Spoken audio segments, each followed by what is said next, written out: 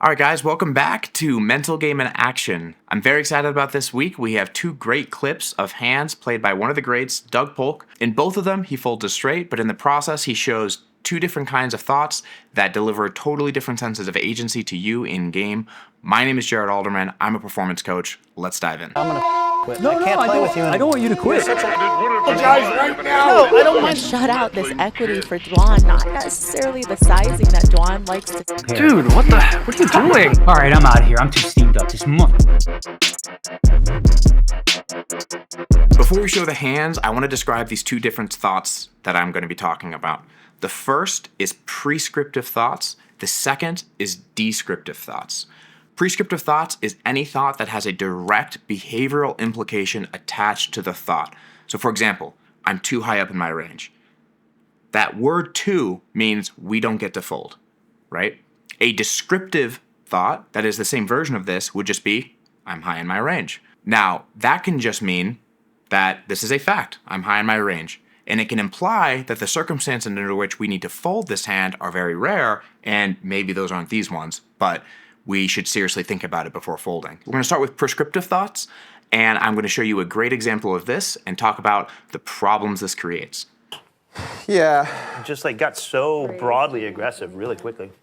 yeah, but Jungle's response was also really aggressive. Yeah. So I mean, And he said something like a commentate off. I don't understand what that was. Just settle this. the whole thing struck me as interesting and a little off, but whatever. 125. I must have missed that on Yeah, because the you're not Twitter I like both those first. guys. You're not on I'm Twitter. Surprised to see. Not a big I Twitter was guy. surprised to see that on. Raised to 400. Could be an interesting hand here, right? So we got the open-ended 6 high for Doug. TJ does have the ace of clubs. Ace high could be good here a number of the time, and it is. No longer. Wow. Doug. Second time he's Hit had the these. nuts straight.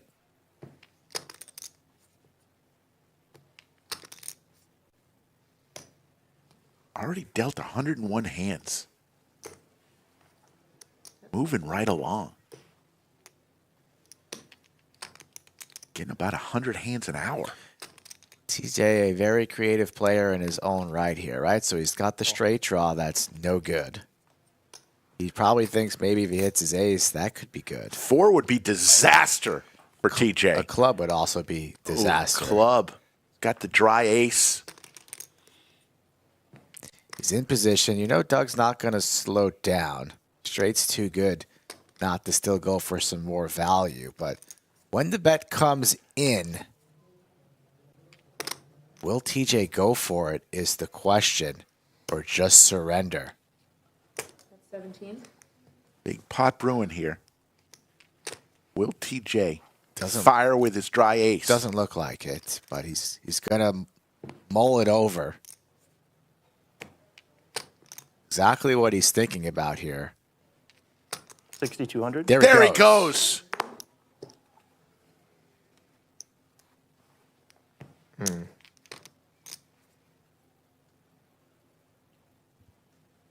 Little jalapeno spice on hand number 101, baby. Knows that Doug can't have the nuts because he's got the key ace of clubs. Doug would love to have the 6 of clubs. Well, I can just have flushes, and I could have a straight with a club. 4 of hearts, 6 of diamonds. Yeah, 6-4, 6-4, no club. TJ talking, bluffing.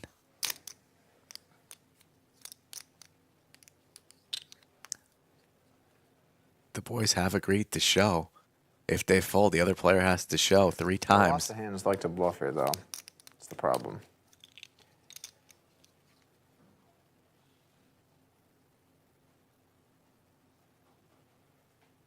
Lots of hands like to bluff here. I think he's calling, right? I do. You just have a club or 2 clubs. So, I think fold. I'll use one of my. Goodness. He's going to use it. Ah, damn it. Could I just have 1 club? God damn it. He has one club. He's going to make the call. You didn't call. All right, first things first. I don't actually know what Doug was thinking in this spot and how he went through this decision. Doug's a great player. I want to give him lots of credit. But I do think this could potentially be an example of someone just letting the prescriptive thoughts win.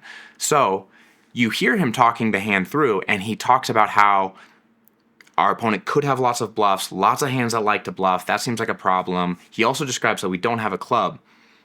And in my view of this, he kind of let the prescription of not having a club, meaning we don't get to call. I don't have the right blocker. We don't get to call when we don't have the right blocker. It doesn't matter what we think. And if you watch the way this hand impacts Doug in the minutes after the hand, it seems to me that acting based on that really affected him, that it bothered him, that he felt like his description of the situation, his knowledge of the situation he was in, leaned him towards a call. But he let a prescription based on the qualities of his hand drive that decision. And this is really the problem with prescriptive thoughts. First off, they generalize situations in ways that aren't always accurate. When you have a prescriptive thought like, I need a club to call, there'll be tons of situations where that's just not true. And it's really difficult to capture all of those situations by category. But the second thing is, it really makes you feel like you didn't act based on how you thought the situation was, your read of how the situation was playing out in the context that you were in. When you do that, you really feel like you betrayed yourself. No matter how it works out, if you made the right decision, you'll feel like you got lucky. And if you made the wrong decision, you'll feel like you just weren't listening to some part of you that knew this hand should call. The great thing about this, though, is that we have a hand where Doug does the exact opposite and makes one of the best folds in televised poker history. This is his hand where he flops second nuts against Phil Hellmuth. Let's watch this. Raise it. I think I heard Phil once on TV said if it was about skill, I'd win every day. Yeah, he definitely. And I think that was one of the best comments I've ever heard. If it was about skill, Phil, I'd be. No, it was the opposite. So what'd you say? You had me tilting yesterday, Bordy. Without luck. You had me tilting yesterday, Bordy. Because of bad luck, I would never lose. Bordy, you had me tilting yesterday. I didn't tilt 1 inch, but at least you had me talking to myself. Jack 9-8. What a flop. Both Phil Hellmuth and Doug Polk have flopped straights. The nuts and the second nuts, they check. And because Andrus isn't in the hand, James board bets with his deuces. He bet 2,000. Doug Polk raises to 7,000. Tough decision, man. I don't know. All in. He's all in. I don't know. And Phil Hellmuth has gone all in. You should fold. I think he's gone all in here because he's putting Doug on a draw. And he just does not want to give him the opportunity to draw at all. But let's just see how much this is first. It's about 125. Since Phil raised before the flop, I would definitely be putting him on a set. Yeah, it's 100. And Doug's got a call. He's flopped a straight. 90. Yeah, about 100. No, it's 80. This is insane. And he can't possibly be putting Phil Hellmuth on Queen Doug, 10. you know you're going to take him off tilt. Phil, what you got over there? Phil, I'm considering making a very big laydown here. Huh? 0. Very, very big laydown. I mean, I could easily have, you know. What could you easily have? I don't know. You just bet a lot into very, very little. I could have a set. Right? Could you have a set? I don't think you'd have a set here. Come on, Phil, you're better than that. I could have the blockers, 2 pens. Oh, now you're busting out blockers? God, if I fold this and I'm wrong, oh my Lord. Phil's conversation is convincing Doug to fold. Yeah. I could have the ace 10 of spades. That's very low. I think I'm going to fold. Can I call you a hand, Phil? No, quiet. They're in the hand. Afterwards. You can call it in the middle of the hand. I don't mind. No, I'm not doing Help that. him. I mean, I think I'm either dead. And I think that I'm dead a lot given this. Or like, you just have like a ton of equity against me. So like, I think I can just, God, wow, this is gonna look so dumb if this is. God, I think you're right. I just. Yeah, that's why I called. Did you really? I just don't think. No, but we're still playing. This is brilliant. I mean, Doug Polk is being absolutely brilliant at this point. And Phil Hellmuth is realizing he should have shut his mouth and not said anything. So that's what he's going to do at this point.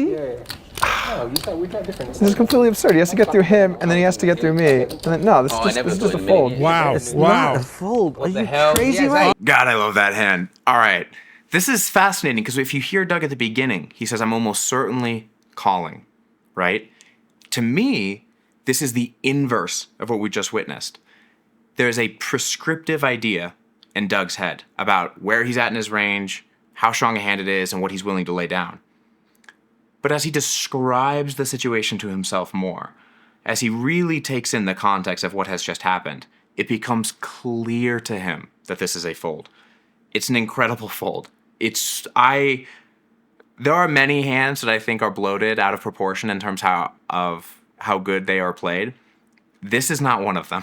I really think this was an incredible fold. It actually is quite difficult to have the clarity in that situation to know that our hand almost certainly isn't good. And again, it's the result of descriptive thinking, not prescriptive thinking. So why do we do this? Why do we have prescriptive thoughts? And why do we have descriptive thoughts? Well, I think a lot of it comes down to our comfortability with uncertainty. You see, when you think something prescriptively, you know what that thought implies you should do. And that's really comforting. It's comforting to have that level of confidence. In fact, decision-making itself is pretty ambiguous and strange. If I were to describe something to you and it makes sense to you, why it makes sense to you is kind of odd. It's mysterious. It just kind of clicks in your brain and you agree. Same thing with making a good decision. What decision comes out of the way you describe the situation is kind of mysterious, and you kind of have to let it come to you. And that process can be uncomfortable, and it can be really difficult to do under pressure. But this is why noticing when we're thinking prescriptively and knowing that what this probably means is we're really uncomfortable. And the first thing that needs to happen is we need to work on regulating our almost certainly dysregulated nervous system and trying to find comfort in the situation we're in and leaning into the uncertainty, describing the situation, and letting the good decision come to us. I hope this was useful. Until next time, I'm Jared Alderman. We're going to close on some words from Doug Polk. I guess, maybe you should just follow your heart.